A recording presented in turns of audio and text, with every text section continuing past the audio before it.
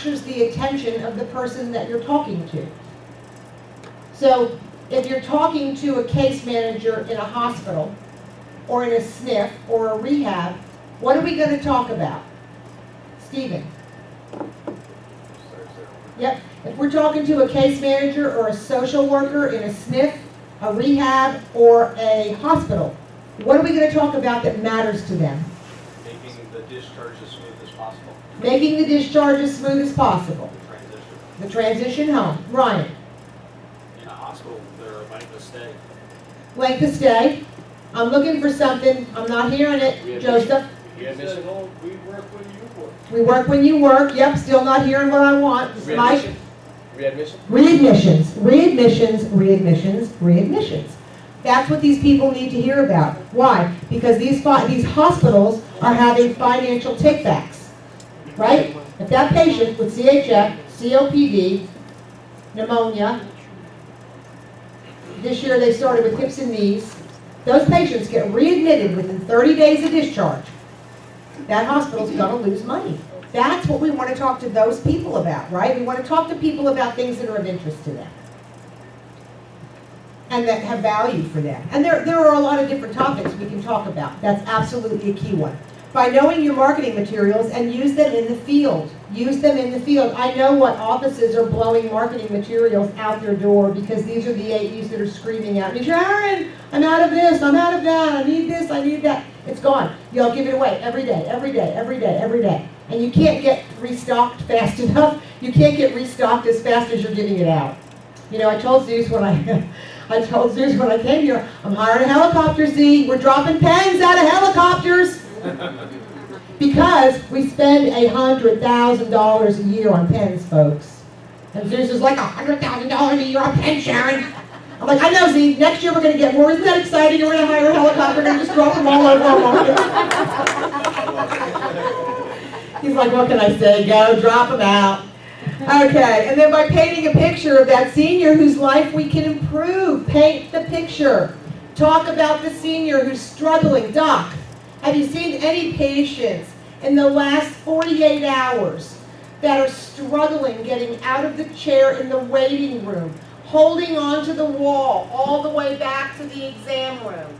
These are the patients at risk for a fall, Doc. Please, let us go assess them. Let us go do a fall risk assessment. Let us do a home safety evaluation. Once these seniors go down, it's too late. We may not be able to save them. The quality of their life is going to be changed if they don't lose their life. Many of them have a foot on a banana peel, one on a grave. It's our job to identify these people and help them. Our nurse is going into the home. We've got a story. Zeus, tell the story about Dr. Hernandez's daddy this week. Hopefully we saved the patient. I hope so. Well, his dad had a hernia, so he's 80 years old, and they had to remove it.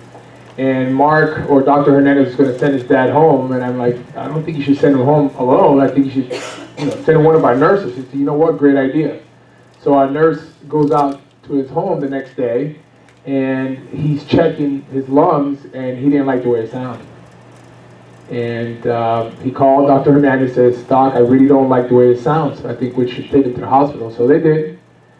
And he's right now 50-50 at the hospital, trying to make it. He's been intubated, right? He's been intubated, yeah. He's on a respirator or ventilator? Yes. Yeah. So, but if our nurse hadn't been there and identified the lung sounds, he may have been gone. And just because he's intubated and just because he's on a ventilator does not mean he's going to die. It means he's compromised, but it doesn't mean he's going to die. My father-in-law had surgery. He had open heart surgery. He was on a ventilator for 5 days. It was really scary. This was back a few years. He since has deceased. But after he was extubated, taken off the ventilator, in 6 months he was golfing. And he was right at 80 as well. So this does not mean that it's the end of Dr. Hernandez's father's life, and we may have saved him. But this is why we make a difference. These are the things that our clinicians do to make a difference in the family. And you know what? Even if we didn't save Dr. Hernandez's daddy, we gave him more time. We gave the family more time. And sometimes it's just that little extra time that we need with our loved ones to be able to say goodbye.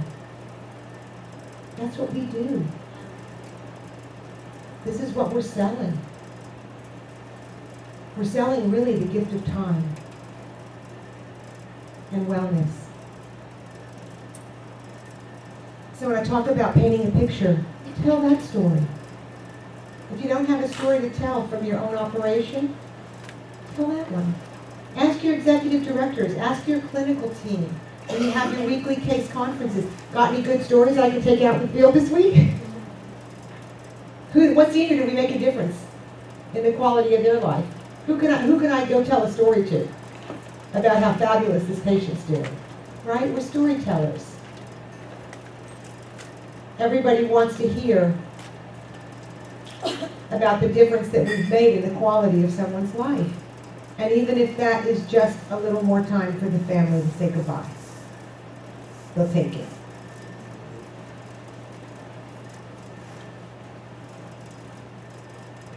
You expand your comfort zone by getting really, really good at selling one or two of our services. Erica, do you remember what I said to you in training about getting really, really good? What did I say? Get good at something. Please, just get good at something.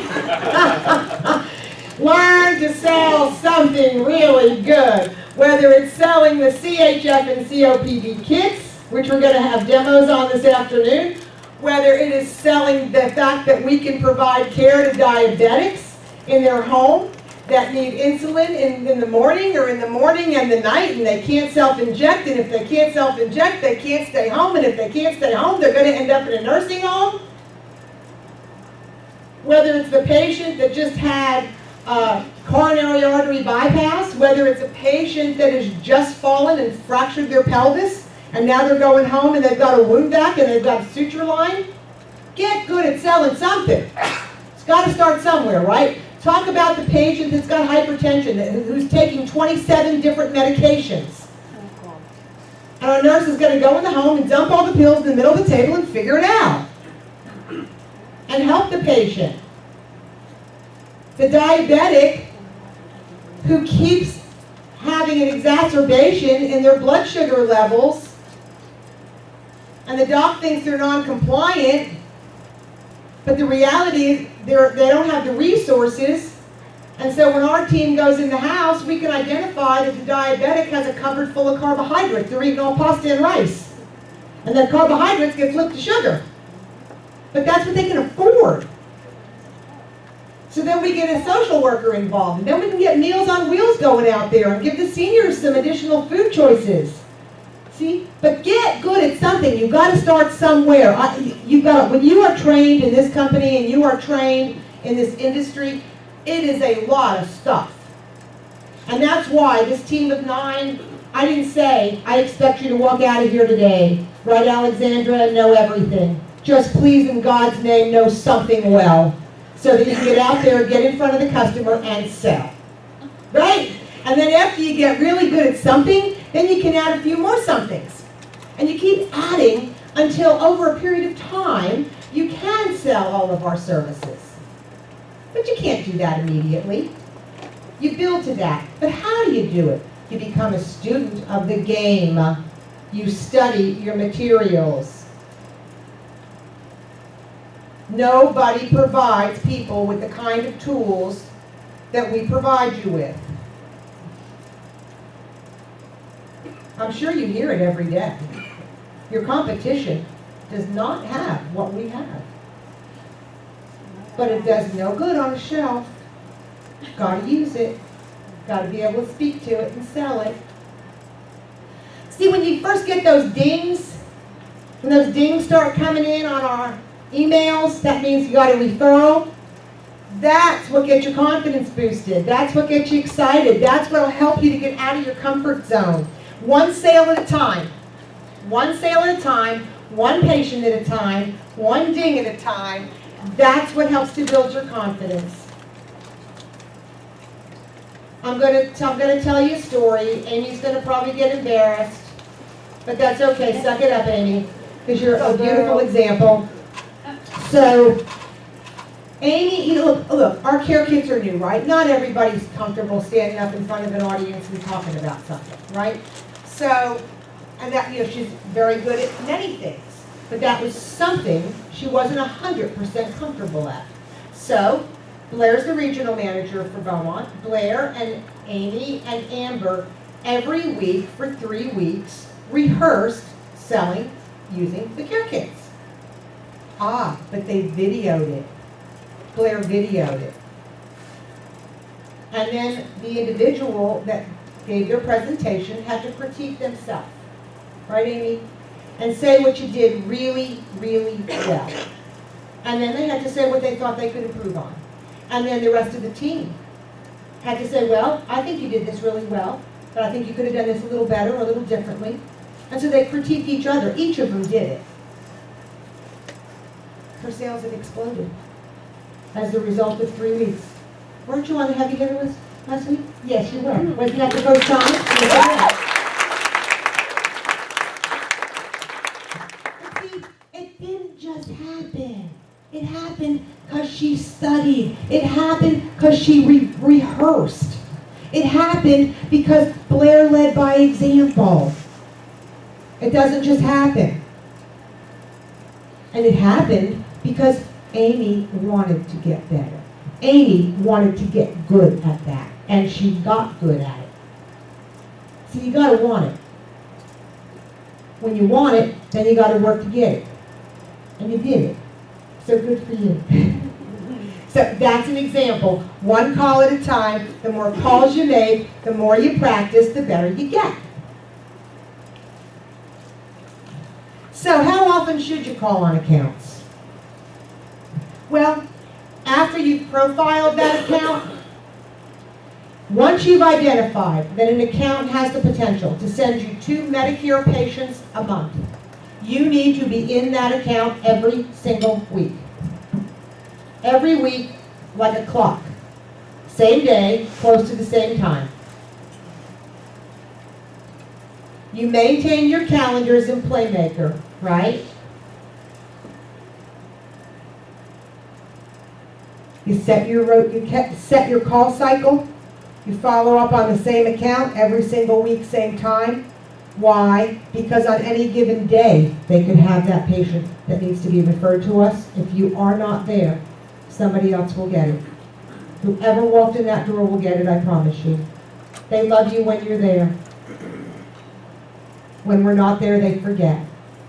Especially for our new account executives that are working to establish accounts and customer loyalty. Our top 5 account executives have already shown up so many times for so long that they have their referral sources trained over a period of years.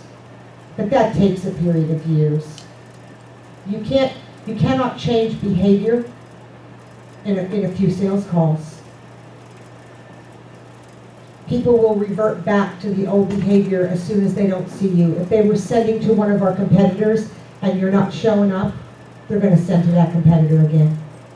So you've got to show up consistently, and you've got to ask for a patient.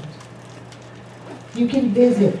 You can talk about your weekend, talk about the kids, talk about everything you want to talk about, but before you walk out of that door, ask if they have one patient that we can serve.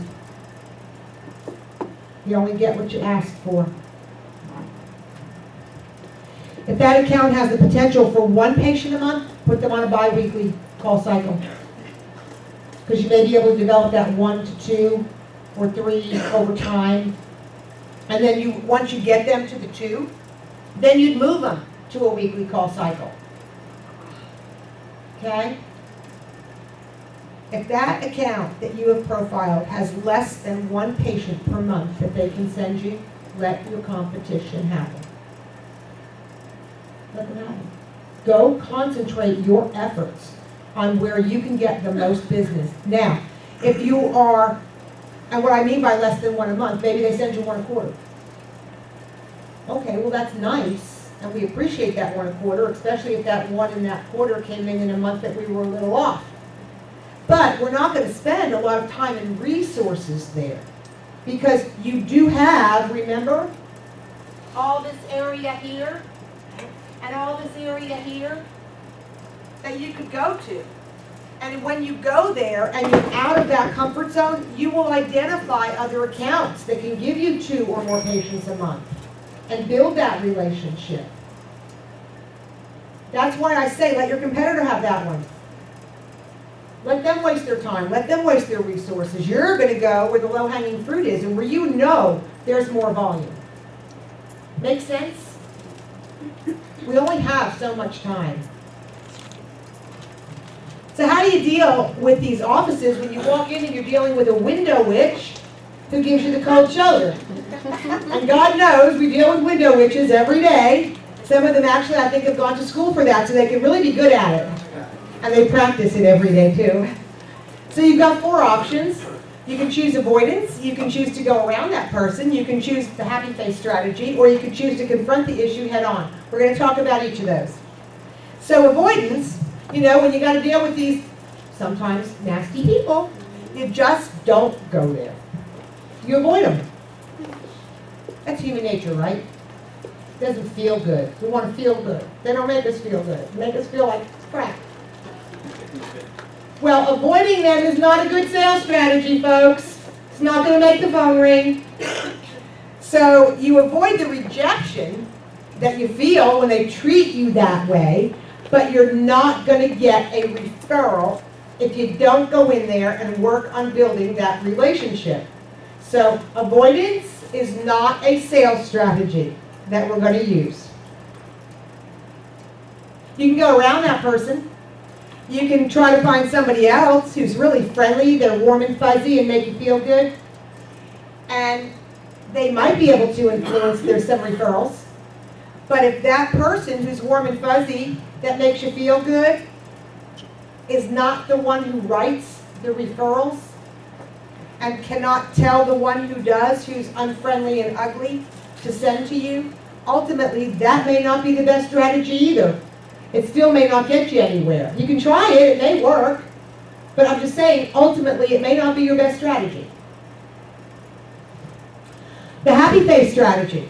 Oh, you just keep on going back. We go back and we smile and we're happy and we bring breakfast and lunch and marketing materials and pens and notepads and calendars and talk about what happened last weekend. And we bring them lots of smiles. It feels good. They give you smiles back. But how much time and money are you spending on those referrals that if you applied those resources somewhere else might give you a return?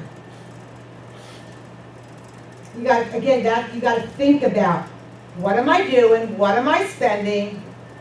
How much time am I putting in here? And what am I getting in return? You can only put so many quarters in the Coke machine and not get a soda pop. If you stand there and keep putting quarters in the soda machine and you're not getting the soda pop, you're an idiot. You've got to stop, right? Don't keep doing that. Do something different. And none of you are idiots. You're all smart.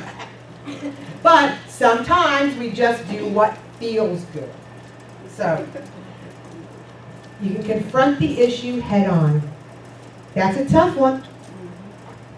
But you know what? Nothing from nothing is nothing. Right?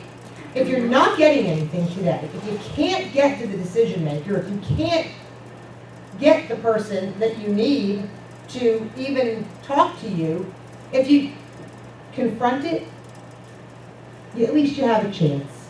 If you don't confront it, you'll never know. You'll just keep wasting time and resources. So, you have to invite rejection at the risk of being accepted. What does that mean? That means that it's scary when that person's ugly. And there's a chance they're going to even be uglier to us and continue to reject us. And that doesn't feel good. But boy, it feels really good when you win that type of a person. Jessica in the back of the room, she's done it. Right, Jessie? What's the name of the clinic? Doreen is the name of the woman? Yeah. And this woman was hateful to her for almost a year.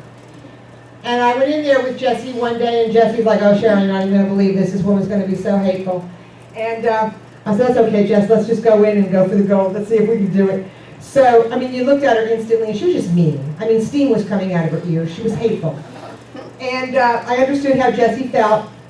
And I went up to her, and I said to her, Doreen, I'm so happy to meet you today, and I'm so excited to really just have this moment because I wanted to say thank you so much for all the kindness you've extended to Jessie. And the woman's face lit up, right, Jessie? We laughed so hard when we got out to the car. Her face just lit up, and she was like in total shock. And Jessie has ended up getting business from her. But when we got to the car, I said to Jessie, her ugliness is not about you. This was a woman probably in her 70s. She was struggling with every breath she was taking. And I said to Jessie, either her husband's died or they have no money. She's really mad at the world because she's still working. And she's struggling with every breath herself, but she needs the money, and that's why she's there. So she's cranky. But Jessie never gave up. And Jessie, you made a difference, and she writes for you today, so good girl. But I appreciate that. That's called tenacity. Right? Whoop, whoop. All right. So make your purpose clear. You know, let them know why you're going there. State that although you've been there several times, it's so important to you to just have 1 minute of their time. That you just want to let them know what we can do at Total Home Health to improve the quality of life in their patients. That we may even be able to help them with some of their patients that call the office constantly. And divert some of those calls by allowing our clinical team to go to their home. If these are practices that are referring to hospitals, doctors that are referring to hospitals, we might be able to help keep some of their patients from getting readmitted back into that hospital. You know, and if you've tried this, it doesn't work, move on. Let your competition deal with the witch. Go find somebody that has business and is willing to work with us once you've gotten to explain, you know, what we can do. Don't write them off totally, because remember, the players change, okay? So you can't scratch them off your list forever. That ugly person won't be there forever. They'll change the players, so keep going back every couple months, just kind of reintroducing yourself when you're in the area, okay? Don't wait for smiles. Don't wait for smiles. Just keep on doing what we do, and our services that we provide will ultimately get the smiles when they're able to see the outcomes that we provide to the patients and the difference we can make in their life. And always remember, hard work beats talent. When talent doesn't work hard. There's lots of talented people out there that don't work hard. Erica came to us down in Key West from yacht sales. Is that right? Administration at a yacht club. Yeah, she was working at a yacht club. Never sold home care. And that girl was the first one out of 9 to get 5 admissions in 1 week. Why? With all due respect, she didn't have all the talent in our industry. She didn't have all that knowledge yet. But you know what? She works hard, and she's figuring it out one sale at a time, right? Yeah. You got good at something. You got good at something, and then you just keep getting better.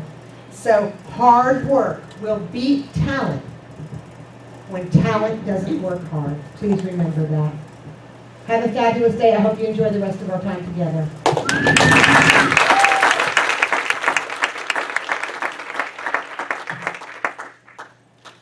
All right. Yes, sir. Bring your mic. You have it.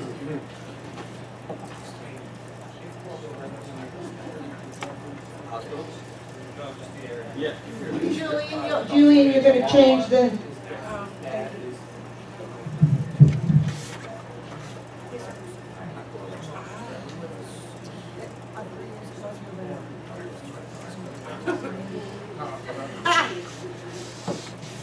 So, Sharon, thank you very much for that amazing presentation. We appreciate it. Hey guys, I want to want to tell you something. 3 years ago, when I hired Sharon, there was only, I think, 4 people in this room that are still here, and that's Audrey, Jessica, Stephen, Joe. Were you already a part of the team? Yeah. You were. Oh, Joe counts. Joe counts. So we waited to Christmas to introduce Sharon to the whole entire team that we had. And the previous Christmas before that, I showed up at our Christmas dinner, meeting, whatever we had, and I bought flat screen TVs for everybody. So everybody went crazy. Oh, crazy. Come next year. I bring Sharon into the room and I said, guys, I'm not sure how you're going to feel about this, but instead of flat screen TVs, I'm going to get you Sharon.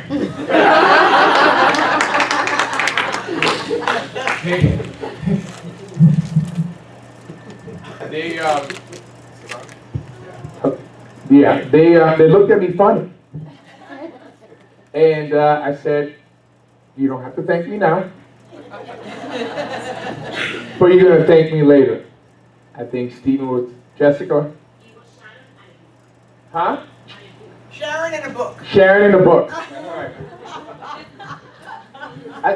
If I'm not wrong, I think Ms. Jessica was probably averaging like 9 referrals at the time. Stephen, you might be in your 30s, high 30s. He was 42. 42. Audrey was 15. Audrey was 15. She knows these numbers like the back of her hand, trust me. Jessica was 12. So I don't think we have another human being in this room that works harder than Sharon. We just don't. I promise you that. I see this day in, day out, 7 days a week. And I got a little story to tell you about Sharon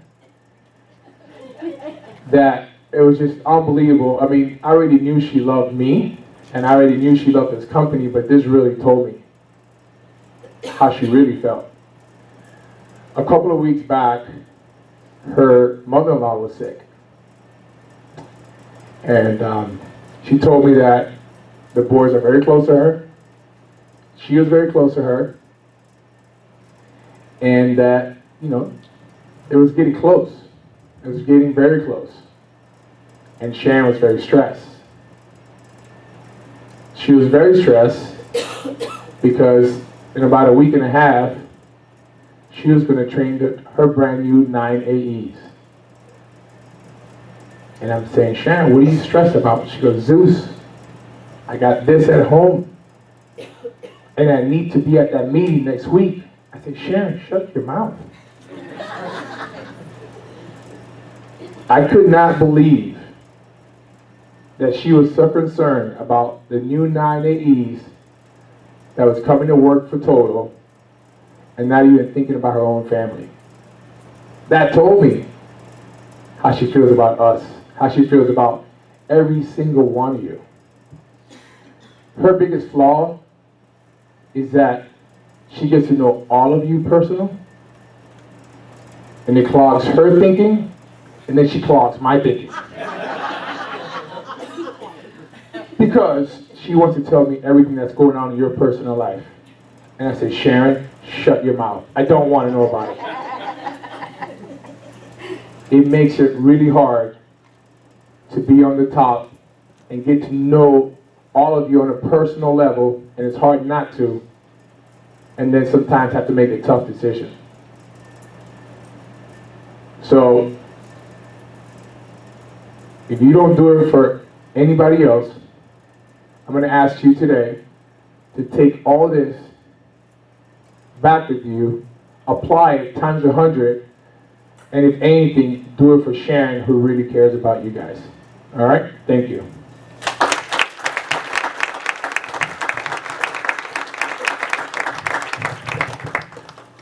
Thanks, Zeus.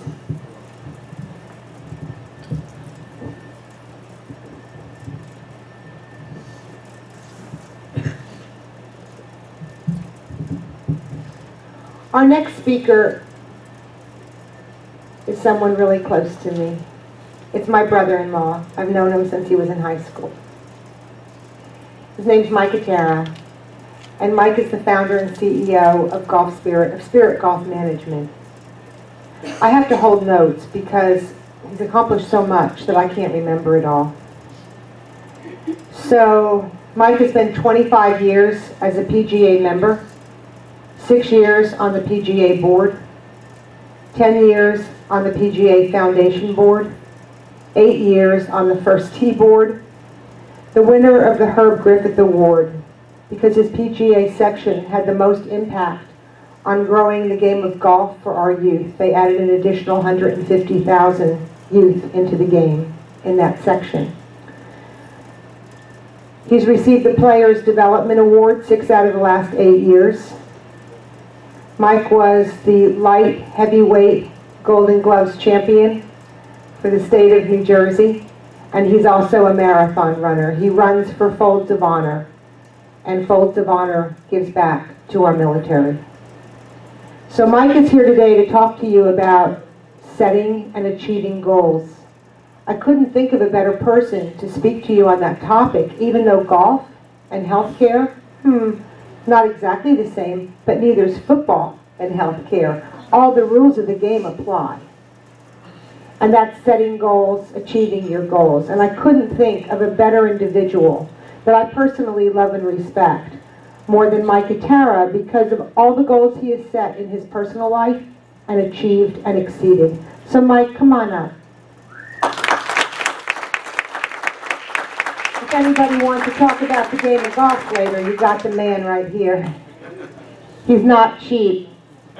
So pick his brain while you got him.